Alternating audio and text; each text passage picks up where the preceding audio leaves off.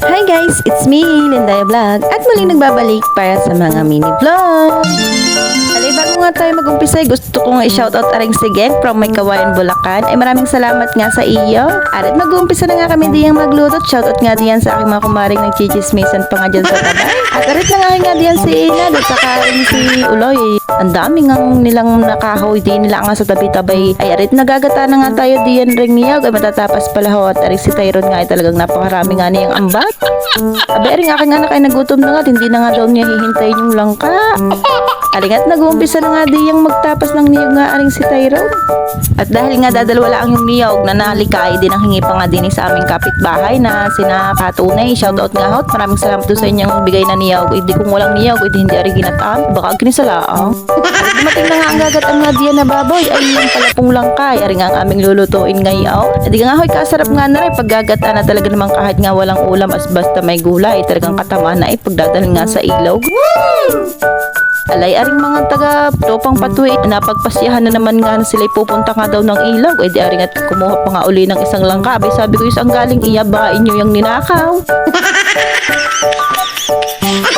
Arit, mag-umpisa na nga diyan si Tyrone nga na rin, alias Uloy na rin maggayat na rin langka. At yun, at binabalatan na nga, abay sanay na sanay Arit nga si Jampul ay naka-extra nga din sa pagkakayat. Abay, shoutout nga din diyan. Kalang may kalungkot nga ng bishi ko Yun, nilagyan na nga ng tubig na galing pa nga sa puso ni Grow.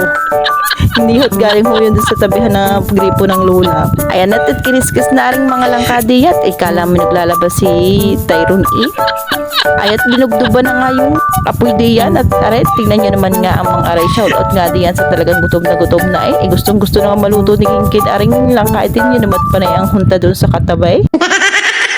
Ayat, ilagay na nga aring mga langka na ating lulutuin at aring nga ang papasarap nga diyan. Di aring sardinas na maanghang at para naman nga maasbok-asbok nga ang mga ilog ng mga aray.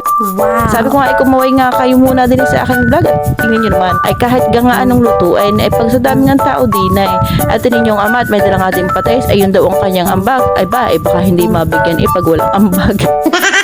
At yun naman nga, kahit nga anong lutuin din sa patway, karaming tao at yun, takot na takot mangitay, ang mami inyay. Arit, tinakluban na nga din aring langka at maya nga, ay maluluto na. At yun, at naluto na nga ang langka ng pagkatapos ng ilang oras ay. Arit, tinugasan na nga ng dalawa ni Tyrone at nakaaring naming chef na si Tano. Sisikat arit. Isang kapag ay masarap din aring maglutaw. Arit ka ang kinahit na sibuyas at bawang nga ng tita Bem, aring nga daw ang kanyang ambag. At yun, tingnan nyo naman nga at sa arinula pa sana mapapalagay yung gata ng niyog. Ay talagang may tinawag ko diya. Buti na nga lang ay ako tinawag ng tita Bem. At di sana doon sa arinula mapapalagay ang pangalawang gata. O ay di may flavor sana aring aming gata. Ay talaga namang shoutout diyan kay Kinkain at kay CJ na kinuha pa ang arinula ng mami niya. Aringat na hugasan na rin niya ang langkat. Yun ang pangalawang gata. Ay buti na nga lang ay pag naiisip ko arit nakakita ko rin ginagata ng dalawa. Ay lagi kong naaalala yung arinula. At pagkatapos nga ang lahat nilagay na nga ang kawalit. Magluluto na nga tayo na ginat ang langka. Hindi magagasa na nga tayo diyan ng sibuyas at bawang. At aring aming chef kung gusto niya nang magluluto ay talaga namang napakasarap nga niya magluto. Aring ay si Chef Boy Lugro na may alias Tanaw. Yun, inilagay na nga diyan aring langka ni Tyrone. Kadami talagang ambag. Ay at naglagay na nga ang pangalawang chef ng patays. Ay bilangin niya kung ilan ang nagluluto din ay pagsaramay. Ay pag hindi pa sumarap ay ayaw ng amat naglagay pa nga ng bitchay.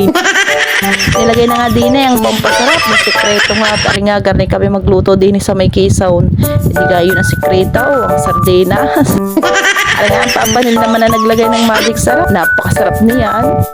Ayun at minekos-mekos na nga namin Chef Boy Logro alias Tanaw at yun ang maipanidubdob noong kahoy ay halatang gutom na At yun naman nga mga miro na kadamay pag ay kagari sa tulyasa di kayo matira na rin sa dami na magkakapit bahay. Yun, nilagay na nga ang unang gata na sana'y mailagay pa nga doon sa arinola. Yun, at binaga na nga ni Tanaw ay tingnan at mukha na nga ginataan aring langkaan ay kasarap nga na rin dalhin sa ilaw bago yon at hiniwa-hiwa na nga ang silay na pampasbok ng ilaw at inilagay na nga. At trikman nga ng Tita Lisa at ayos na nga daw yun. Ang pangalawang tumigil nga ay si Kinkay na ikaayos na nga daw yun. Ang amay panay pa nga dubdob ng apoy. Ayat nalagay na nga ang pangalawang gata. Abay maya-maya nga ay magiging ayos na nga at magiging ready na. Pinagapigan at binekos-mekos na nga ulit ng aming Chef Boy Logro puro alias tanaw aring aming pang ulamay. Abay nung malapit na nga maluto ay kumuha na nga ako ng mangkok. Ay baka ako'y maubusan di kay dalawa at tigay sa kanilang ina. Yun at huling-huling maminyit nangunguna sa pagsandok na ring langka. At kumuha na nga ang inay. Sabi ko kung hindi ako nagbablog hindi kay wala akong ulam. O edi kay isang ulaman na namin aring mag-ina. Ay matira na yung langka ng tropang patway. Di dadalhin pa nga daw nila yun sa ilog. O, say kain na nga muna kita mga marit. Arin na nga ang aking gulay. Ay sinalin na nga aring ginat ang langka din sa lalagyan. Say ko'y dahan-dahan baka matakaw. Yogi kayo ngayon bago pa naluto yan. Ay say hanggang dito na nga lang aking mga mini vlog. At sa susunod na lang ulit na aking mga mini vlog ha. Salamat sa inyong panonood. God bless.